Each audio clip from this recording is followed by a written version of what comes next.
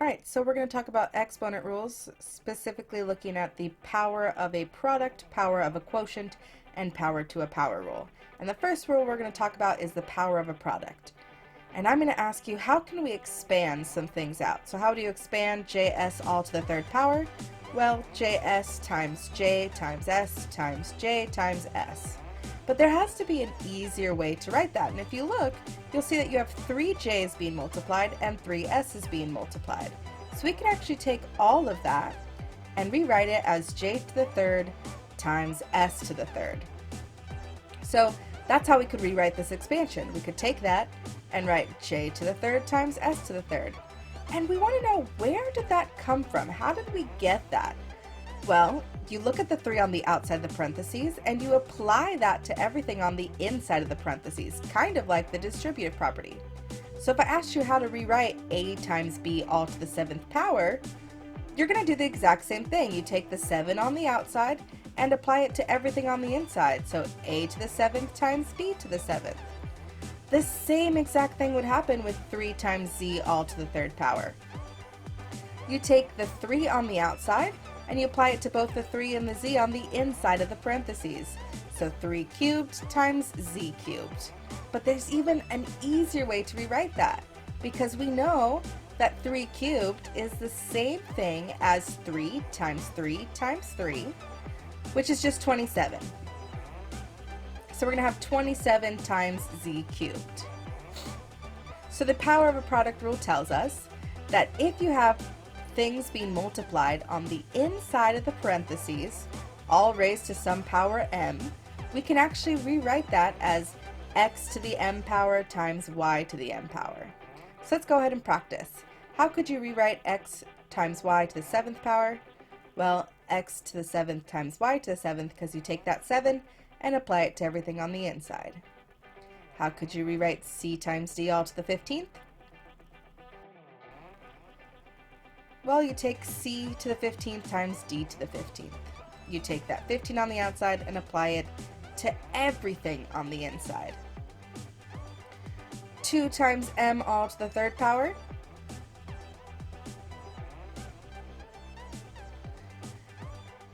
It's 2 to the 3rd power times m to the 3rd power, or 8 times m to the 3rd power, because 2 cubed is 8. 2 times 2 times 2 is 8. And this last one, 3 all times a times m to the 100th power. Well, it's 3a to the 100th times m to the 100th. And why it's not 3 to the 100th is because that 3 is located on the outside of the parentheses. And since it's on the outside, we do not apply that 100. The 100 is only going to go to the things inside the parentheses. So the things inside happen to be just a and m, so just inside the parentheses. Alright, we're going to talk about power of a quotient rule. As you can see, we're going to expand out x over y to the 3rd by just doing x over y times x over y times x over y, which means we have 3 x's on top and 3 y's on bottom. So you get x third over y to the 3rd. So how can you rewrite that? Well, you can just rewrite it as x to the 3rd over y to the 3rd. And just like we did with product rule, we just take that outside exponent and apply it to everything on the inside, both on top and on bottom. So how could we rewrite a over b to the 15th? Well, a over 15 times b over 15. We take that 15 and apply it to everything on the inside, both top and bottom. Same goes for 2 over x all to the 2nd. We can rewrite that as 2 squared over x squared, because we take that 2 and apply it to everything. But remember, 2 times 2 is 4, so we can actually rewrite that as 4 over x squared. So what we learned here is the power of a quotient rule. You take everything on the inside and you apply that power to it. So let's do some practice with that. We're going to take x over y squared. You take x squared over y squared because you take that exponent and apply it to both the top and bottom. Alright, what about L over m to the 205? We're just going to take L to the 205 over m to the 205.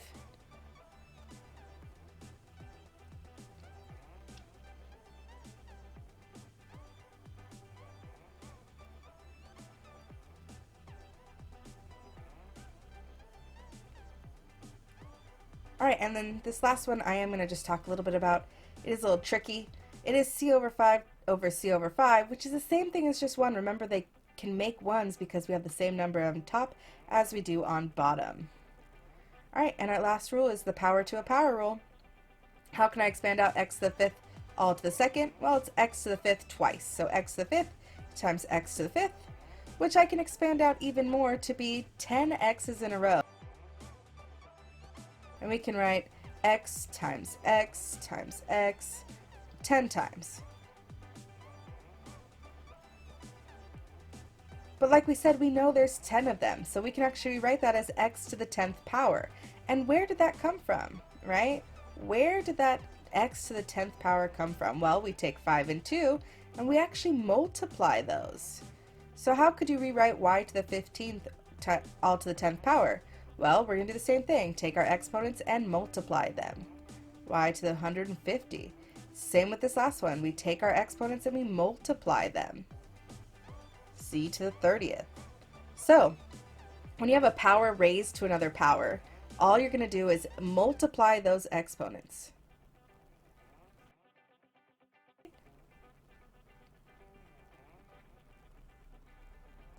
Alright, so let's multiply those exponents. A squared all to the 2nd power is a to the 4th, because 2 times 2 is 4. X to the 9th all to the 11th power. We multiply those exponents, we get x to the 99. C to the 5th all to the 5th power. We multiply those exponents, and we get c to the 25th. And f to the 8 all to the 7th power. 8 times 7 means we get f to the 56. And now you know all 3 rules. So today you learned 3 exponent rules. You learned the power of a product rule, which says take your product and apply the exponents to them. You learned power of a quotient rule, again, similar thing. And power to a power says multiply those exponents to simplify your problem. And now you know 3 more exponent rules.